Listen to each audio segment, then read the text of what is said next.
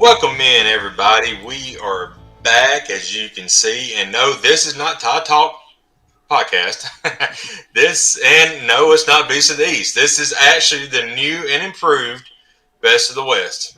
And we are back, and I'm grateful to be hosting. And I got a great cast with me tonight. Uh, as you can see, my buddy Stacey from Todd Talk is here, and Corey from Believe in the Dogs, and congratulations on y'all's championship, man. Man, what a hell of a game. And we're going to dive into it. But, fellas, thank y'all for joining us tonight. And, man, I'm tired. I'm just going to say it right now. I am Man, tired. I had that internal debate going. Do I just want to talk to Jake tomorrow on SEC After Dark, or why not? Let's go. I'm tired. He's probably tired. 5 a.m. came way too early for me as well. Yeah. And I appreciate you guys making me feel comfortable. You guys roll out the red carpet to the point where you get the Beast of the East skin going for this show. So I definitely appreciate that. Yeah, the victor goes to spoils. So, I mean, you deserve to have the Beast of the East logo up, even though this is Best of the West. But, Stacey, thank you for joining and being the new co-host moving forward on Best of the West, man. I'm glad you're here, and the chat is blazing like always. So, SEC historian, good evening, gentlemen. Good to have you on, Casty, my wife, my homies. So, thank y'all, and Yeah, keep that Cassidy, chat coming. But assistant Stacey, producer. yeah, Stacey, how you doing tonight, bud? Man, I'm great, but I do want to make a little correction. You said new and improved. It is we're back, and it's kind of a new show now, but I'm not sure about the improvement part of it. Yeah, I'm still ugly as ever, and they still see my face. I don't know, that's not no improvement for sure. But Kevin, he did a great job. When me and him started it. Stephen got us on, and just how things are. Personal lives getting in the way, and me and Stephen's been trying to rack our brain past couple months, try to get something um, back together, and Stacey was able to finally, break free of his busy schedule. I was like, yeah, man, I'll join you guys. So, man, it's moving forward, man. I'm excited for the future of Beast of the East and Best of the West, SC Out the Dark, and the All Conference Network. I'm excited that Stacey, we took our podcast and joined the network this year. Man, it's awesome. As you can see, Stephen Willis on Locked On SEC tomorrow. So I Yeah, mean, be sure to check Log, that out. yeah, the Y'all Conference Network is booming, and it's like a freight train right now, fellas. So Yeah, And but, it's exciting for sure. I mhm, mean, there's a lot that's happening. There's a lot of moving parts, and I try to tell the people from the Tide Talk podcast that you're not just going to be seeing Tide Talk stuff. You're going to be seeing Georgia, mhm. Tennessee, Ole Miss. You're going to see anything and everything SEC, which is great because in this part of the country.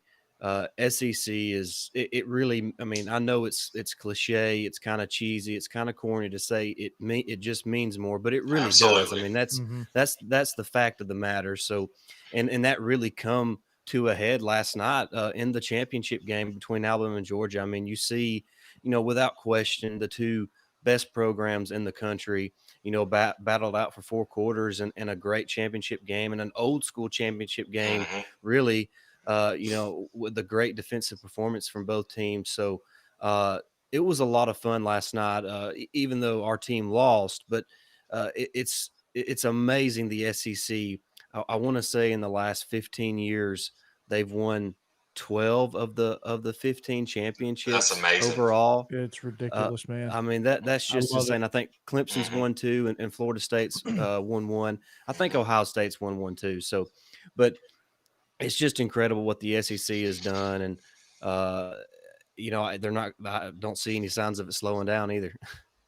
No, I don't either. And yeah, Corey. I don't know if you read that, but yeah, my Yeah, wife brought that up to me last night. I'm like, well, I guess you're yeah. gonna go ahead and I tell get them, you know. I get that a lot. I've got kids at school that call me Kirby Smart and all that stuff. So, Hey, that's and a compliment.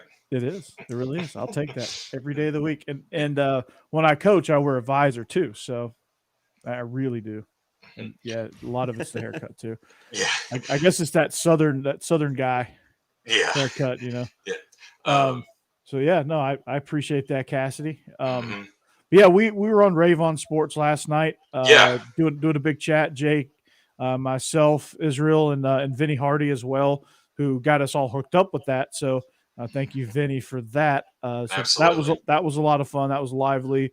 You talk about an in-game thread, just ebbing and flowing, man. It's give me the Georgia frat boy. Just the ebbs and flows of the game, just going through that, man. It was awesome. Uh, so Man, yeah, we'll just jump right on into that game, yeah, man. do it. You know, my personal opinion, it's the first half, man. It was like I was telling Steve when I jumped on. It was gut punch after gut punch after gut punch on both sides, and both teams weathered it well. And Very well. and I mean, it was just mano on mano, and got to halftime, and Corey, I said in the chat, I said Alabama needs to weather this first series for Georgia. Mm-hmm. We did. We got the ball moved, and I think that's when the field goal block happened, and Mm-hmm. then momentum kind of shifted a little bit. Then we had the shift back with the strip sack, forced fumble, and Yeah. and all that, and I mean just back and forth, and the fourth quarter, Georgia started, running 4 or 5 yards of carry. And I was like, man, we've got to, that's not good. And look at the outcome. So, it was a great game overall. And man, it was just an incredible night. I hate that Alabama lost, of course, but, Mm-hmm. I'm excited that an SEC team won and showed the world again that the SEC is the dominant conference in college football. Yeah, I mean, just thank God that this wasn't Michigan because Oh, it would have been a bloodbath, man. But yeah. honestly, it's one of those games where you're watching, you're like, man, somebody's got to lose this game, and that sucks because Hmm. these are far and away the two best teams in the conference, bar none. And I can't say enough good things about Alabama and just kind of where the conference is in general, and just kind of all the stuff that they had to deal with, Alabama, and all the stuff that Georgia had to deal with throughout the course of the season was ridiculous. And yet here we are. We're talking Right. about one of the epic national championship games between these two ball clubs. I mean, Georgia went 12-0, and they didn't have their top two receivers the entire season, Kyrus Jackson and George Pickens. Hmm. Alabama, they collect some injuries and they get some bad things happen. Like Brian Robinson goes down for a stretch of the season. They have some unfortunate stuff with Mechie and JMO getting the targeting penalty in the Auburn game and almost you know was a razor's edge away from not even being in the playoffs. So Yeah. it's just one of those things where you just look and it's truly like a game of inches. Right. And then two non-contact ACL injuries. I mean, you talk about terrible luck, man. It's just, Hmm. but again, and I want to ask you guys, and I want to ask you in person now, not on Twitter, Hmm. because I saw you guys.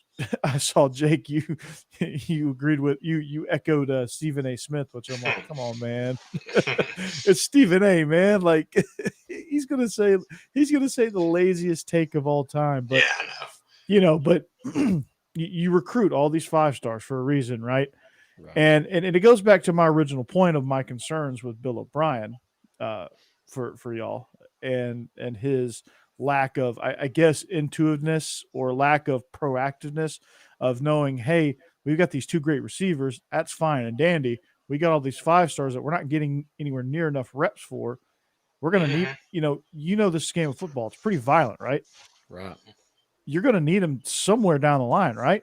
Like Yep. Ja'Cory Brooks, like you're going to need him in a big way somewhere, right? I don't think he played enough of a factor. The Holden guy, I really like him. Number 11, Hmm. Hmm. I don't think he played it. I don't think he was big enough. Latu, I don't think you guys utilized him enough, and certainly not Brian Robinson. I mean, he started running well in the second half and just Yeah. went away from it, just abandoned it. So all of those things are questionable. Like, why did you not develop depth behind Mechie and JMO. That's on the coaches. Yeah, you're right. Why did You're you right. abandon the run? That's on the coaches. Yeah. The and that's the abandoning the run, and I'm not saying that Alabama would have scored a touchdown, the couple times they got inside the 10 if they had ran the ball. There's no way of knowing for sure, but That first trip down there in the red zone, you probably would have. I mean, I would have liked to find, and the same thing happened against Texas A&M, if you remember. Mhm. Yep. 3 plays at the 3-yard line, 3 straight pass plays, and on the third one, it was picked off in the end zone. I mean, just the questionable play calling by Bill O'Brien, like you said, the lack of awareness that you can't just rely on 2 guys.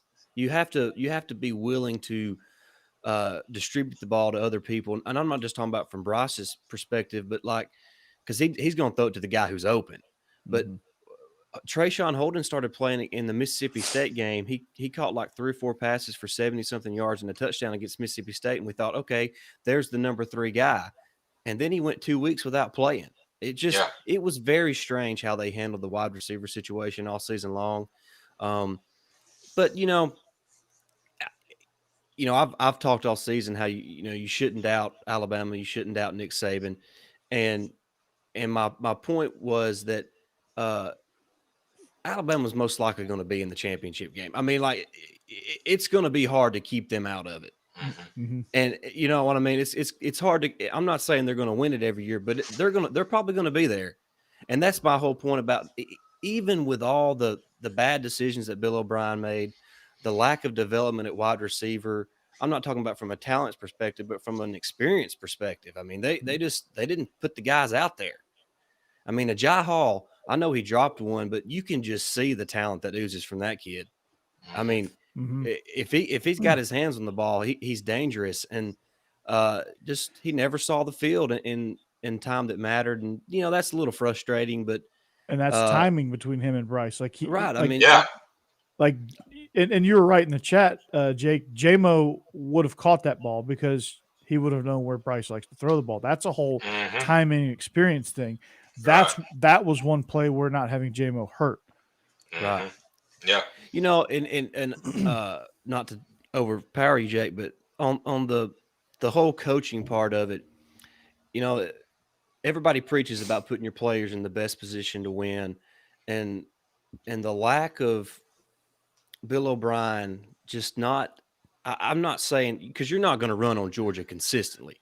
But there was moments in that game that Brian Robinson was able to get some yards and it just takes some of the pressure off Bryce Young. I mean, he threw it like 50-something times. He got hit 53 times. I know. Yeah. That's what I'm saying. I mean, you got to do something to counteract the aggressive attack that Georgia had every time Bryce dropped back to pass. And it just seemed like it was abandoned a little too much. The running game was. I'm not saying it would have made a difference in the game, but I just think that Bill O'Brien has too much of an NFL style of scheme, and it just didn't mesh well with this team. There was moments throughout the season that it looked good, but I mean, when you got a healthy John Mechie, a healthy Jamison Williams, and a healthy Bryce Young, I mean, I could call some plays and they're gonna make me look good. You know what I mean? Oh, yeah. So, but I just feel like that Bill O'Brien didn't mesh well with this team. We were talking before we went live with Steven about how nice it would have been to see Steve Sarkisian call plays for this Alabama team this year. It wouldn't have mattered. I mean, Jake, you and I could have been out there catching passes, and Alabama would have won that game probably. I mean, it's just light years difference because it's just one simple fact of Sark fits his scheme to his players. Yep. Bill O'Brien is stubborn, and again, it's the NFL. It's a totally different, and he's not necessarily wrong. Right. Yeah. It just doesn't fit at Alabama. Yeah. It doesn't mean that he's a bad coach either or a bad play caller. It'll fit. Yeah. It's an NFL style. Will Levis had to deal with it. Todd Monken, until Stetson fumbled, he woke up and realized, oh crap, I better start actually calling plays for Stetson and not just my system, Yeah. And they try. I mean, he kept trying to make Stetson a pocket passer, and that's just not what he is. Same with Bryce. He Yeah. Right. kept, Bryce and Stetson are not pocket guys, and that's not a knock on them. That's just not what they are. That's not what they do. Yeah, They that's got not to their use their playing feet. style. Right. They got to use their legs to get, move out of the pocket to make plays. And Hmm. I would have liked to seen Bryce do that a little bit more, but it just never materialized this year. I don't know, like you guys said, if it was on coaching or what, but Yeah, that's it's surprising to me in yeah, this game, I knowing that it's the last game of the year, that there was not any attempt to even try to run Bryce Young in any Yeah, way. it That was wasn't the really defense's surprising to fault. I me. can tell you that much. um, The defense did everything humanly possible, and then the dam just broke. yeah, Right, Late in the right. fourth, and Georgia got that. Georgia Right. got that Oh, one drive, but when Georgia established the run, the game was over. I mean, yeah, once they established the run in the fourth quarter, the game was over because uh, Alabama's offense, they had proven it throughout the entire game. They could move the ball, much like Georgia did in the SEC championship game. They could move the ball between the 20s, mhm, but once they got in the red zone, they just couldn't finish drives. And whatever the reason was for that, obviously Georgia has a great defense. One of the biggest reasons. But they just couldn't finish drives. And they were late in that off. game, Georgia was able to put the game away by the offensive line dominating the line of scrimmage, and their backs making big plays, and James Cook and uh, yeah. Zamir White made plays, and Stetson Bennett made the great touchdown pass to Mitchell, and that was a great pass and a great That catch. I mean, was Oh yeah, Kyrie Jackson was right there in coverage. I don't think he could have covered him any tighter. I mean, it I was mean, just a great play. I don't know what people expect. People were downing the kid on that. I'm like, what do you want him to do? I mean, yeah, You good can't. I mean, grief. he could literally do nothing else on that play. I mean, he had it blanketed.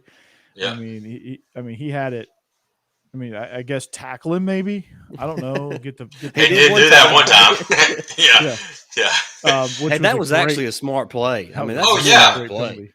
yeah. That I mean, in college, that's a 15-yard penalty. In the NFL, it's where the spot of the foul or Mhm. where the spot of the ball is at. So No, it that was a was spot foul. Yeah. yeah. So So that was a very smart play because he was beat, yeah, and he was I toast. mean, and that's one thing. Stacey, we have talked about it, and Corey, you probably know as well. But this was Alabama's youngest team. You Hmm. know, that Saban's carried to a championship game, and not having our starting corners. Now Kool-Aid has played some, and you know um, Kyrie played in the the Cincinnati game, but they're just the experience is just not there. And again, You know, this falls back on coaching. I mean, right? you have to get those guys ready to play mentally and physically, Right. Mhm. and as what Nick Saban's been able to do so brilliantly throughout the course of his career, he was unable to do last night. He was unable Mhm. Right. to get his team off the mat after JMO went down, Yeah, and mentally they never recovered. And usually a Saban team is okay. They might be down for a couple drives, but we're back, and the offense just sputtered after that. Like Bill O'Brien, it was like you took away his play sheet and he didn't know what to Right. do, Yeah. and that's concerning. Well, and I'll say this: I think it's important for people to remember that not every freshman is a Tua, not every freshman is a Devontae Smith or a Jalen Waddle. There's there's guys that it does take a year and maybe even 2 years before they Mhm. become, the type of player that can help you win championships. So I don't think Alabama fans should be concerned about that. I mean, it's first of all, it's one game against a great team Mhm. that's well coached with a lot of great players. So I mean, if the Alabama players or the Alabama coaching staff, and I don't think they are, or if the Alabama fan base is holding their head down after that, I mean, I don't know what to tell you, man. I mean, it's just you can't win it every year. I kind of got into it with somebody at work today. They were like, where was that top ranked team at? I said they were on the field. It was just the other team. I mean, you can't be the best team every year. Alabama didn't lose. Yeah, Georgia right, won. right. Yeah, I mean, And there's a huge difference in that statement. exactly, exactly. and they won it in the fourth quarter. I mean, it's just Mhm. like Saban said to Kirby when they met at midfield, "Hey, guy, you kicked our asses in the fourth quarter." I mean, that's just what happened. Let's call a spade a spade. Georgia kicked Alabama's ass in the fourth quarter, and that was the difference in the game. Mhm. Without a doubt. And that was finally for me that was refreshing to see because usually it's the other way around. We're taking the Right. ass kicking in the fourth quarter. The last 5 times we've met, or last 7 times really, we're usually taking the ass kicking in the fourth quarter, Stacey, and it was refreshing to see that now we're making the plays and Right. we're pick sixing the quarterback. We're blocking a field goal. We're making the decisive plays and Yep. Alabama's kind of reeling. Like now we had the depth advantage and the experience advantage. Right. Alabama was in the shoes that we usually wear, where we have a couple guys go down and man, it's good night nurse.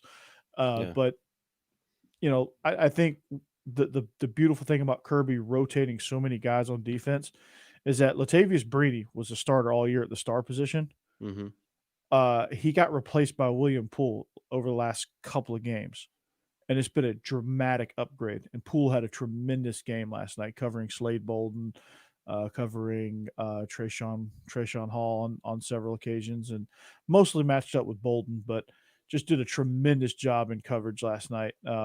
Latavius Brainy would have been burnt toast on a lot of those plays that Poole made plays on. So Yeah. just that development alone, like Poole was an afterthought at the beginning of the season. Like he was a down the line guy at the beginning of the season. He developed. He got time. He got minutes. Yeah. I want to ask you, Corey, since your team won, what about the game surprised you the most, if anything? Being able to psychologically get over a catastrophic play that Yeah. late, Yeah. that was the biggest thing. Stetson fumbling, that would have broken us a month ago, and Yeah. it did actually. It broke us a month ago. And to come back so decisively on that very next series to Yep. to to roar down the field and score a touchdown. I was like, okay, this is different. This is the mature team that I've been talking about all season long. Right. Like Right. here it is. See, and that's what experienced, talented teams do. Mhm. Just because you make a mistake doesn't mean the game's over. Doesn't mean that you have to, you know, reinvent the wheel on the next drive. Just play within yourself. That's Mhm. what they went back to the Georgia way of offense. They established a little bit of running game, and they Mhm. allowed Stetson Bennett to make throws that he is comfortable making, and they made the plays, and that was the difference in the game. That drive was the. I mean, you can go back and say if you want to pick apart different things that JMO going down really changed what Alabama had to do offensively, and I mean, probably the Shouldn't game have. was really, yeah, probably the game was decided there from a psychological standpoint for Alabama, Mhm. especially offensively. But I thought, like you said, when the Stetson Bennett fumble happened, uh, when Georgia was able to go back the very next series and score, I thought to myself, well, they've leaped the hurdle. They're over that now. Mhm. They now know that they can win this game, and it's going to be tough for Alabama to overcome now. Yeah, no doubt. And I thought that was a great turning point. And to go back on your point about for Alabama, and I hate to rehash the JMO injury, um, and this that whole situation where if the ball was 6 inches a little bit further out, he might be walking in the end zone doing cartwheels. Right. Same with the George Pickens play. If that Right. ball is a little bit more in front of him, that might have been a touchdown. Or first series, had they ruled that Bryce Young Right. incomplete pass the other way, which I mean honestly could have gone either way. Same with the Stetson play, could have gone either way. Which I don't like the inconsistency with that call. I think if you call it one way, welcome back, Jake. I think if you call it one way, you got to call it the same way because it was a very similar play. Yeah, I've got to the point with replay. I would just rather them just do away with replay. I Yeah, mean, just it's just let the dudes call it on the field, and that's it. I mean, because all they do is waste time. they're gonna screw it up either way. I mean that Either and way, I mean, and I'm not one to get on the refs. I'm not one to say referees because I mean the players decide the game. But when there's right, that many penalties, on both sides. Yeah, well, there had to be close to 20 penalties in the game. It was, I mean, it was like penalty after penalty after penalty after penalty. Some of them were earned, a lot of them weren't. Yeah, A lot of them weren't. It's been that way. It gets worse every year, in my opinion. The game, and honestly, what happens? The game gets faster, and there's less people that actually want to referee. So, Yeah, take that for what it is. But so you just kind of have to live with it and deal with it and play within it and not let it right. define you. But again, it's hard to not get frustrated with it. But Jake, are you back? I'm here. I don't know. Sorry, people in the chat. My internet has went wonky. Cody, he is the new Windows 95. Okay, 56K Jake now. Okay, can we change that? Can we change that, Cody? Okay. Yeah, I'm fixing to call. I'm gonna call Charter and be like, "Look, my internet's messed up. Y'all need to come check it out. See what the crap going on." 28.8K Jake. All right, Steven. Yeah. But Jake, we were talking about what surprised us most about the game last night, and we kind of both agree that it was the Georgia's ability to kind of clear the hurdle of a big time mistake not costing them the game. Not letting that carry over to another possession or carry over the rest of the game. And after the Stetson Bennett fumble, Georgia went down the field and scored and really just took the game over from that point forward. But what really surprised you most? Yeah, that's pretty much it for me. Kirby finally got over that hurdle of beating Saban. That I felt like in the past that has cost him from doing a great coaching job. I mean, it would get within just get in his head, and it would overtake his ability to just make the correct call. I mean, we look at the 4th and 11, where he tried to fake a punt right up the middle on a run, with Justin Fields. It's little stuff like that, So and hats off to Kirby, man, and Saban gave him praise, and Saban, even in a loss, said all the correct things, and Kirby did as well. I mean, we all three of us, including Stephen Four, and I'm sure everybody in the chat knows these two teams are on a collision course again for next year. Yeah, and it will probably be in the SEC championship game, and then again in the playoffs. It's just the way it is. Yeah. Now Stetson Bennett still got another year of eligibility, right? He does. He is, and he's on record in saying that he's deciding what's going to be the future. He's not necessarily slam dunk to come back to Georgia. He's going to talk with Kirby on that. But to go back on your point, Jake, about Kirby and Nick, or Coach Smart and Coach Saban, I've not seen two coaches in college football have that much respect for each other. Right. The way that those two do. And I think that I think Nick Saban was disappointed that Jimbo was actually the first to beat him. I think he was too. Yeah, you're right. I think he was too. I think he deep down he's like, okay, I'm not going to go undefeated against all my assistants. It's just not going to happen. Right. I want it to be Kirby. Yeah. Well, I don't know if y'all caught Saban's press conference last night after the game, but he talked about, obviously he wished that Alabama would have won, but if he's going to lose a championship, he wants it to be to a former assistant like Kirby, who's done a great job building a program. And, he was very complimentary of Kirby, and I mean, who couldn't be? He's built an incredible program. And, I imagine as young as Kirby is and as well as he's recruited, this ain't going to be the first championship he wins there. Right. No, I mean, it's going to be, like I said, it's going to be until Saban retires. I mean, it's going to be. I mean, this conference is getting better too. So I mean, it's not a mortal lock that we are that our two teams are going to be playing against each other. But I mean, as of right now, we're the two most loaded rosters with the two best coaches in the league. So I think when you look at it, obviously we're the favorites, but then again, Tennessee is on the rise with Josh Heupel. Florida just made a really good hire with Billy Napier. Ole Miss is starting to figure some things out with Lane Kiffin. They're still in very infant stages of building their program up. Pitt Boss up at Arkansas is heading in the right direction. A&M. A&M. I mean, this league is getting really, really, really good, Yeah. and it's going to be to the point where the rest of the country is going to be like, why do we even want to get in the playoff? Like they're going to have to expand it to 24 teams just to get another team in just to get another team in the playoff. I mean, it's going to get to the point where all 14. It's just going to be they're just going to reseed the SEC and play a tournament. I mean, that's just what it's going to be. Hey, I'm good. I'm good with it. Hey, I'm fine with the SEC splitting away from the NCAA and Hey, starting its own league. I'm good with that, but Absolutely. won't be Auburn. Sorry, Jake. Yeah. How bad is it to be an Auburn fan right now? Your three biggest rivals have won back to back to back national championships: Yep. LSU, Bama, and now Georgia. And all the 1980 jokes go right out the window for Tennessee fans and And Florida fans and Tech fans and all that stuff. So we were talking about Kirby and Nick. I think it obviously it Hold meant on, some. Stacey. Yeah. Nick Saban can coach from the spirit world.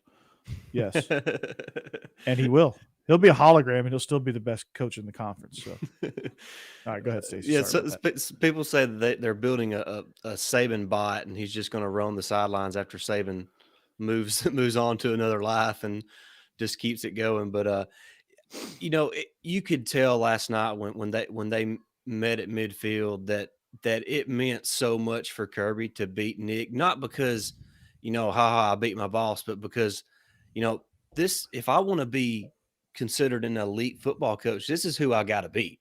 Mm-hmm. I mean, that's who I got to beat, and they're probably really close. Obviously, they are. They work together for a very long time, and Saban was genuinely happy for Kirby and to be able to accomplish that because we talked about the injuries and the youth of a team, but that's what makes winning the championship so special. Is you don't just have to have good players, you don't just have to have good coaches, you have to have a lot of things go your way too.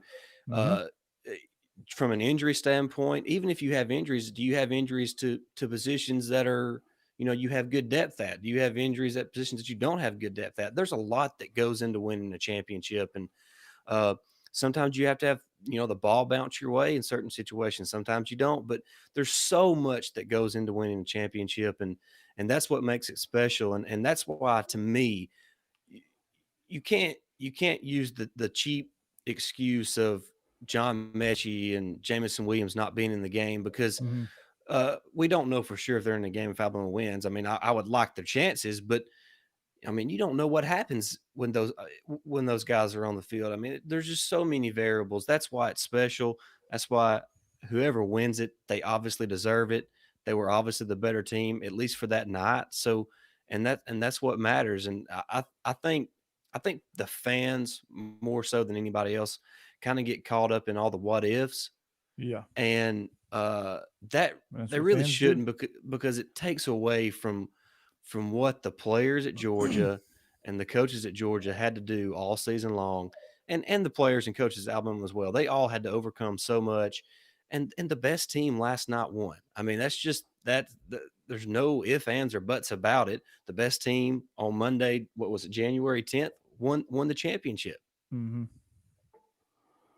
Absolutely, I couldn't agree with you more, Stacey. I mean, it's just it. What bothers me is that there's so many good national pundits out there that are taking these lazy Yeah, takes that yeah, are that are having that are spewing this lazy stuff. I don't know if it's just propaganda that they're trying to, or they're just trying to say, they're just trying not to say, desperately trying not to say anything bad about Alabama. So they're going to make all the excuses for Alabama.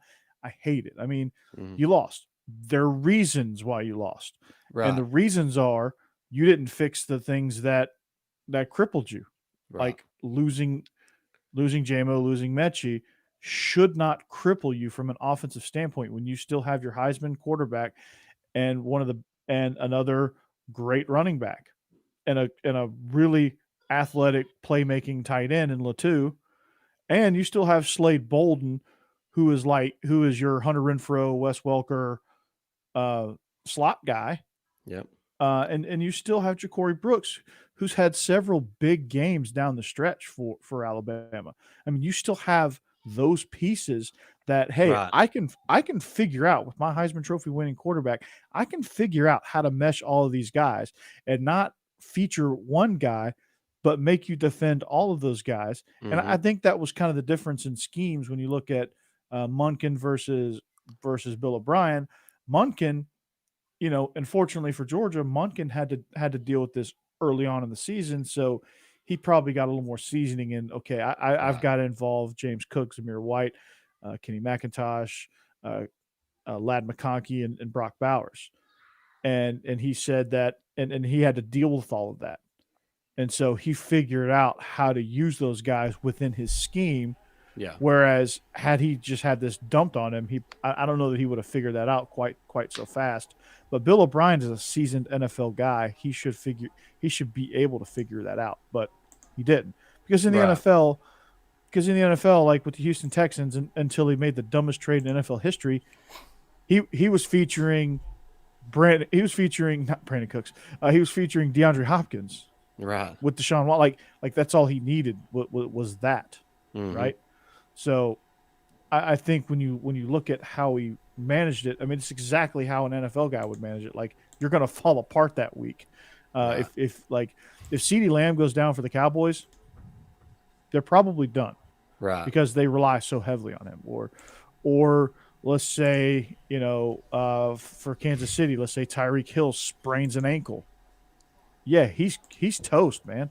Like, the Chiefs are toast because Mahomes probably won't know what to do. And so luckily here on Best of the West, we're not that way because Jake is obviously having a career-ending injury. He's got the surrender Krober going. Oh boy, he is. We Lycos found a did not way to fetch use the other ball. weapons in the absence of Jake. Yes, Yeah, that's thank right. God. Yeah. This has been a disaster on my end.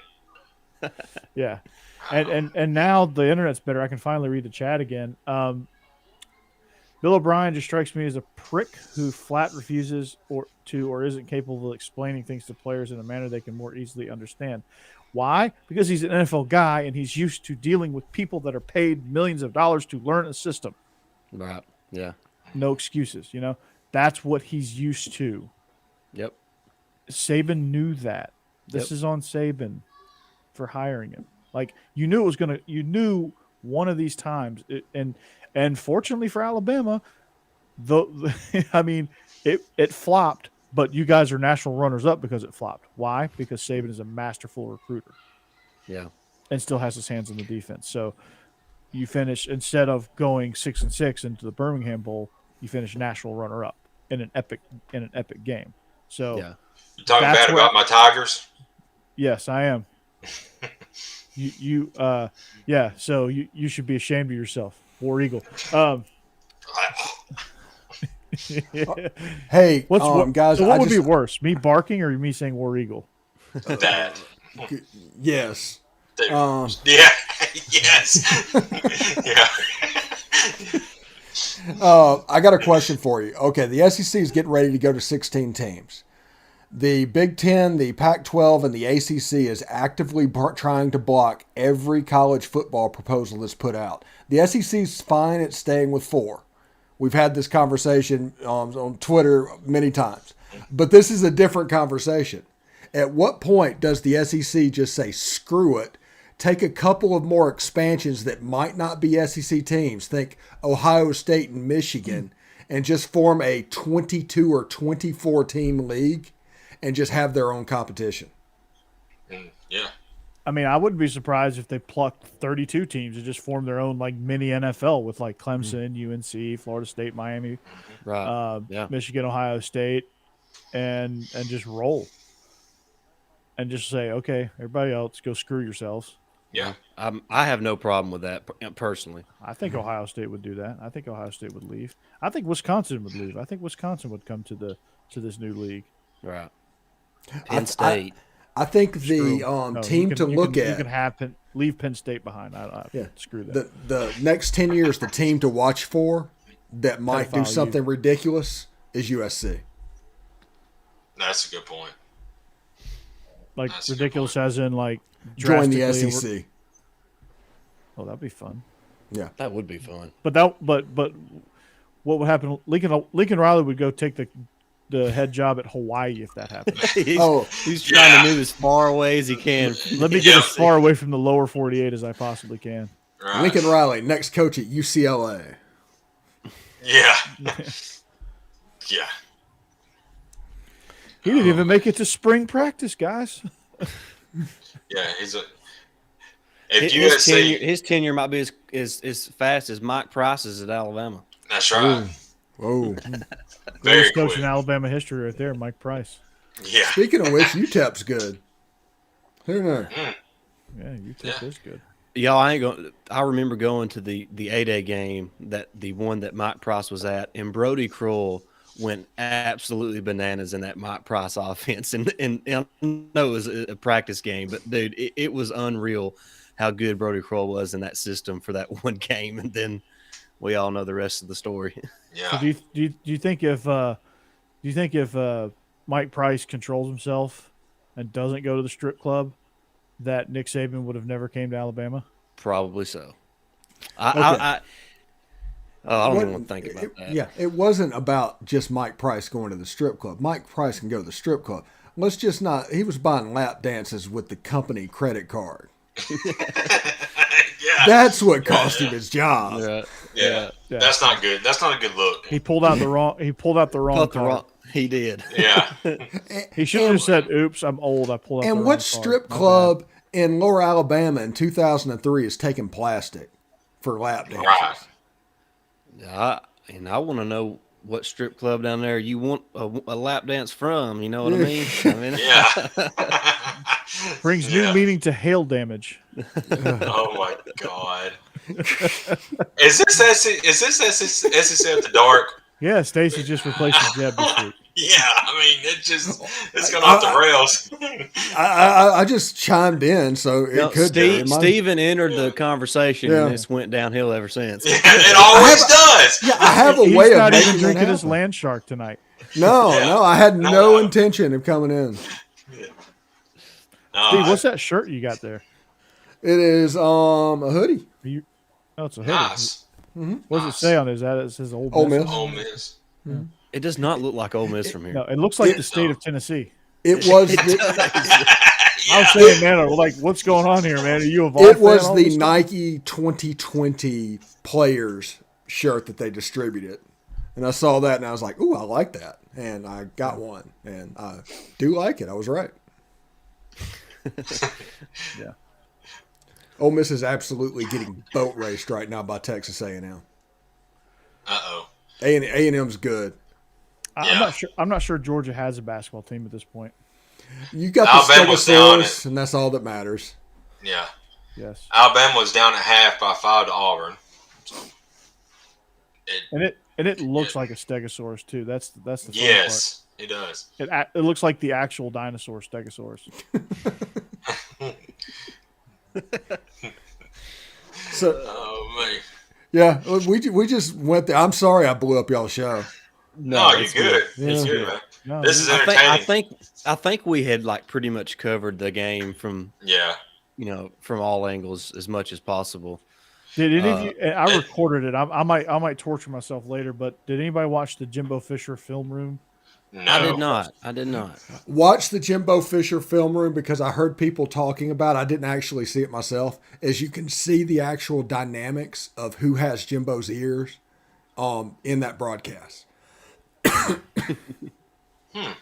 So, yeah, if you want to know who's important at A&M, watch that broadcast because there's obviously all coaching staffs has a hierarchy to get to the head coach. You can see you can apparently see it fairly easy there. Okay. All right. Is Yeah. he just with his staff? So it's his whole staff. It's just him and It's his staff. Jimbo and his whole staff. That's what beating Saban Wow. as his assistant will do. Yeah. I was wondering because I saw it with Jimbo Fisher. I'm like, this is not going to be Jimbo Fisher just sitting here for 3 hours just watching the game and saying That would be shit. boring as all get out. Can you imagine? Let's take just a second to realize all of this going on, and Auburn thought that Zach Calzada was the answer to their problems. Hey, that's what I was going to talk about. The 2022 He's a outlook. Bama killer, man. He beat Bama, man. What are you talking about?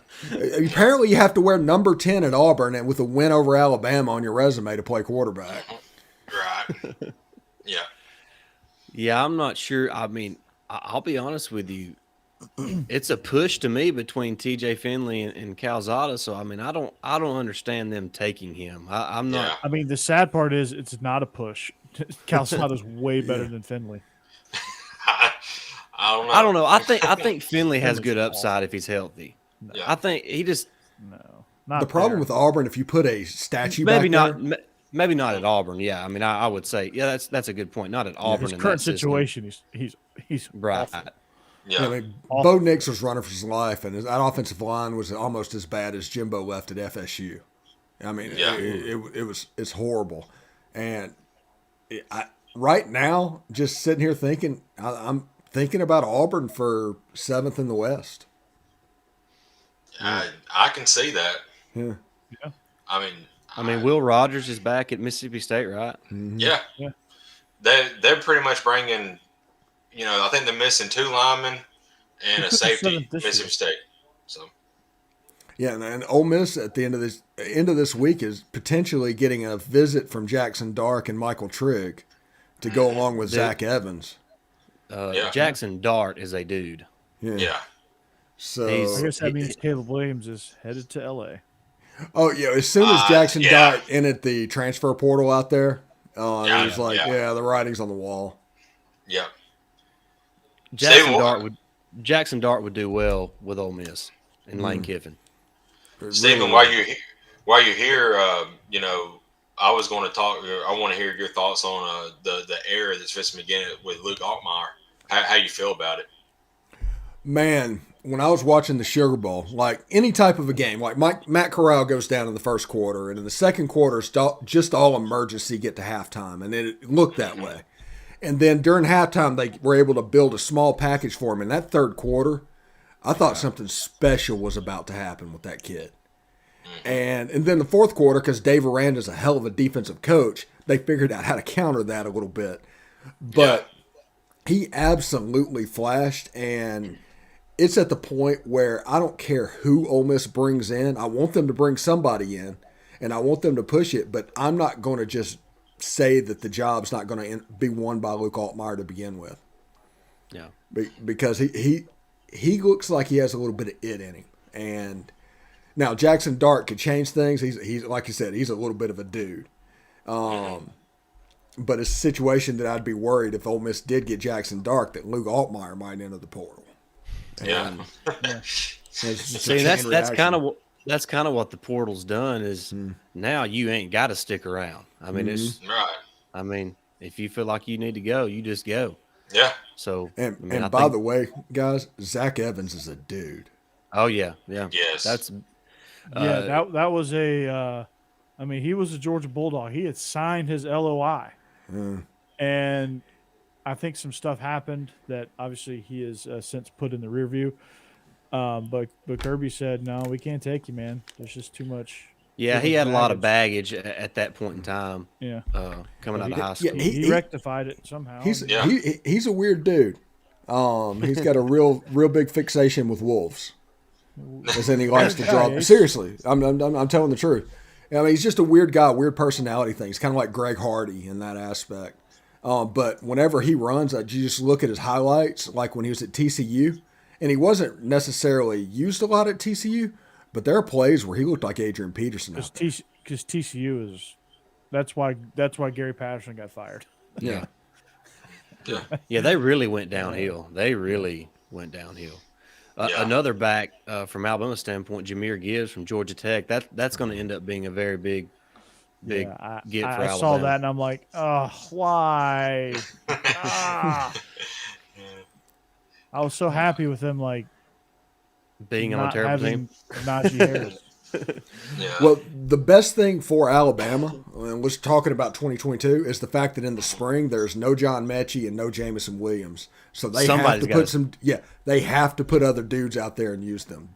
And depending on what's going on, no Bill O'Brien. Yeah, Because he might be in Carolina. yeah.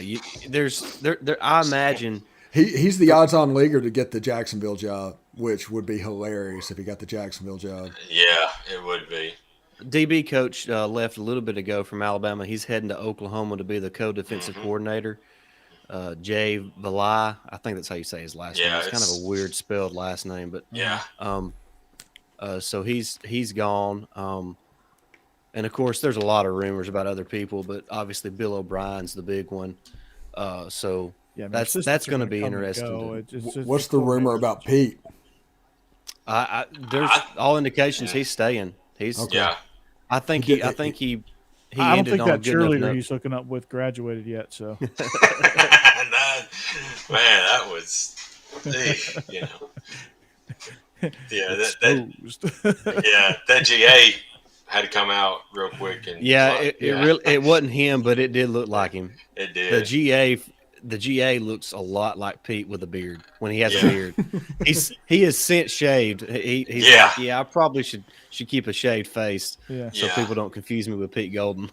Yeah, Cassidy, I can't make any promises. But hey, I told you last night to be careful if you celebrated, so be safe. I'm injured. How about Kirby's vertical on Dude, I mean, he was an all conference defensive back, so. That was Ringo that had the pick six, right? Yeah, but that was 25 years ago, Corey. We all know. He picked off Peyton Manning twice. Yeah. If I tried to jump like that now, like me and Peyton Manning's the same age. If I tried to jump like that right now, I would blow out my Achilles, pull a hamstring, and hurt my quad all at the same time. Maybe a groin injury as well. How old is Kirby? 46. 46. Oh, he's my age too. Okay. I thought he was around that age. It's hard to keep up with it. Time moves so fast that. Yeah. You know, I went on Jake's War Eagle. Kirby ran a 4.3 when DeAndre Swift scored that one touchdown. So it's amazing what adrenaline can do. Yeah. I went on a recruiting visit. Ole Miss was playing Georgia in '93, maybe. I think it was yeah, maybe. And I got there and I realized that just nobody was saying hi to me. Nothing was going on. They were just kind of ignoring me. I wasn't that great of a player, I don't think. But, I mean, normally they give you that cursory, hey, how you doing? Because they just don't know who you are. But then I was like, what is going on? Because nothing was happening. I had free roam of the stadium and everything. I could just do whatever I wanted to do. And then I saw a huge crowd of people walking around like the Beatles. And I chose to go up there the same day that Peyton Manning visited Ole Miss. And just... he walked around and it was just like 70 people around him. You could see all of the Ole Miss coaches, the whole 9 yards. And then Ole Miss went and got on probation and just ruined everything. Yeah. Speaking of the Mannings, what's going to happen with Arch? Until he doesn't go to Ole Miss, I'm going to think he's going to Ole Miss because his recruitment looks just like Eli's. Instead of Georgia at that time, it was Texas. And that's all you heard about was Texas. And then he came down and announced and he went down there. Because everybody talks about NIL and the money that Georgia can pay and Alabama can pay and Texas can pay and the whole 9 yards.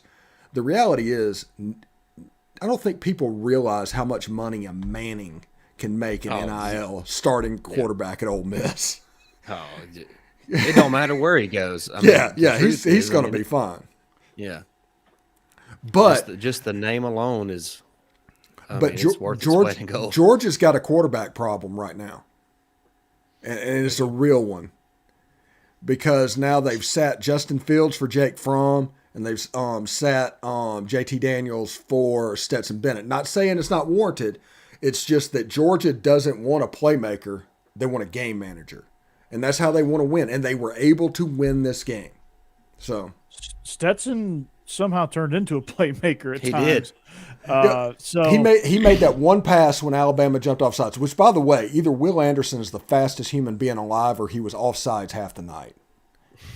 I think it's the I don't know what happened, but there were times when the tackle just did not have a chance. But Yeah, that one drive in the fourth quarter, they figured out how to block Will Anderson and give Stetson time to throw the ball. The offsides with the free play that took the pressure off, and a fantastic catch by AD. Probably the play of the night for Stetson Bennett, though, was that 17-yard out route to Jermaine Burton. And once that got completed, he kind of started getting into gear. Because let's not forget, in this game, Stetson Bennett for 50 minutes of it was not good. He's going to was be downright awful. Yeah, he can take all the money off of NIL, open up a bar in Athens, tell stories about the national championship, and never buy another drink again. I mean, he can make just tons of money with that. But he was bad for most of that game. But good for him for making those plays when he did. But that touchdown to Brock Bowers, that was really a bust by the Alabama defense. I mean, there was nobody over there. Well, they were selling out. It was an RPO. They were selling out on the run. Yeah, and once he caught the ball, it was a touchdown. But there was really one, because it was a terrible spot and it was third and like inches. That free play though. Yeah, how was that probably not a first down anyway? Yeah, I don't get that. He clearly went past the Right. Yeah. They showed the replay from the sideline of where the pilot or where the marker's at. I mean, the ball was across. Yeah. I mean, I told my wife, I said, well, that's the first down. And then I turn away. I wouldn't get a water out of the fridge, and I come back and it's third and inches. I'm like, what? Because that particular camera angle was the first down mark. I know. It's crazy. He's like clearly past this thing. Like, what the hell? But yeah, no, I think, with Stetson, like this goes down to like the psychology of the team with Stetson. Right. Like, I think Stetson just has a way about him that people just like elevate around him, and it's weird because like he's this 5'9" walk-on kid that hardly has a speck of talent, but can get the most out of his teammates. No. But what's scary is Gunnar Stockton is the 5-star version of Stetson. He can move. He has a rifle for an arm. And wait, is that going to be the true freshman? Yeah. What about Vandergriff? And I think he'll beat out Vandergriff. Okay. Beck is gone. I think Beck is gone. I'd be surprised if Beck stayed. Okay. So is he going to do the who was the guy that was at Clemson and ended up at Appy State this year? Chase Bryce, where he just goes down and down and down and down to find a level that he can play at. I think that's going to be. Carson Beck's got a ton of talent, but he's just raw. Like I think he'd be somebody that could, go to. I mean, God, if he went to Vanderbilt, I mean, he would kill it at Vanderbilt. Now, what's the deal with Harrison Bailey? Have we heard about Harrison Bailey? No, I haven't heard a thing about. He's been in the portal for 4 months. He might end up at Army. Jackson State. Yeah, no. Deion Sanders' son is the quarterback. That's why he'll end up there. He'll just go and that's the only play. They're like, yeah, Harrison, we need a backup. To show you how great Alabama's run has been with Nick Saban and what's going on is Bear Bryant's grandson is transferring away and nobody is saying a word. Yeah, Nick Saban has officially entered the realm of God status. I mean, that dude is ridiculous, man. Yeah, in the article I wrote for like the 5 takeaways for Roll Tide Wire, the last one was, Nick Saban, squeezed every bit out of this team that he possibly could, considering the circumstances around the roster and the coaching staff, maybe not being up to snuff, especially, from not that Bill O'Brien's he's a great offensive mind. There's no question. Obviously, you don't get where you're at by not having a great offensive mind, but the chemistry, I guess, or the continuity that he had with the players on the offense just wasn't there. They didn't mesh well together for whatever reason. Nobody's fault, not the players' fault, not the coach's fault. It just kind of is what it is, and there's no way of really knowing that until you're in that situation. So I don't blame Bill O'Brien, but I think Nick Saban really squeezed about as much as he possibly could out of this 2021 2022 Alabama team. So, I mean, it sucks to lose the game, but from just looking at it from 1,000 feet away, it's hard to really complain about the season Alabama had. Yeah, this year, this was a 9-3 level Alabama team this year. They went to the national championship game, and they lost came a up game a that they really should not have yeah. lost. Yeah. And was probably ended up being the second best team in the country because, we all called this game after week 1. Yeah. It's like, okay, Georgia and Alabama, best teams in the country. This was all called. And Bryce Young took that team that was a 9-3 team and made them an 11-1 team. He had one night where his offensive line kind of let him down and pressure kind of got to him against A&M. And then the national championship game where it's just weapons. Whenever you're counting on a running back against Kirby Smart and Georgia's defense, that's just a bad place to live. Even with JMO, they kept hitting him. I mean, Georgia's defense, honestly, they did a good job of rattling Bryce. I mean, I kept saying, I was like, teams that hit the key to Bryce right now because he's so young, like if you just physically beat him, he will start getting rattled. There's several throws and God willing, like you could see why he won the Heisman, because a lot of the throws he made that he completed would not have been completed by any other quarterback, because it was literally catch and just fling it out because I'm about to get destroyed. But he can throw dimes like that where other people can't. I've got a theory, by the way. And I think the secret weapon for that game was actually Will Muschamp. And I called this before the game because Nick Saban knows everything and how Kirby Smart is going to react to every potential situation. And that has bit Georgia time and time again because Nick Saban just knows what he's going to do because they're practically symbiotic at this point. Will Muschamp brought a different flavor and a pressure package. I said all week that Georgia needed to come out with exotics, and they didn't overly blitz because they didn't have to, but they came from different places. You didn't know where it was coming from. Were they coming from the edge? Were they coming up the middle? Were they going to try and hit the B gap? And I think a lot of that was Will Muschamp. Yeah, I mean, I'm not surprised. I mean, it's going to be him and Glenn Schumann as DCs next year, so I imagine they had a lot more input this go around than normal, because Dan Lanning obviously is now the head coach of the University of Oregon. So now instead of barking, he gets to hear quacking. Quack, quack, quack. Mr. Lanning. Quack, quack, quack. It's Mighty Ducks reference. Jake says, sorry, everybody. I'm currently ripping out my Ethernet cord as I type this. I'll be back tomorrow night and definitely next Tuesday. Got to reset this router. He apparently ran out of AOL disks tonight and will be with us tomorrow. His code, his free trial. For his 7-day free trial has ran out. Yeah, it's all done. So, fellas. All right. Well, is there anything else y'all want to talk about? I think we've really covered all the bases for. SEC historian wants to know what we're going to talk about moving forward.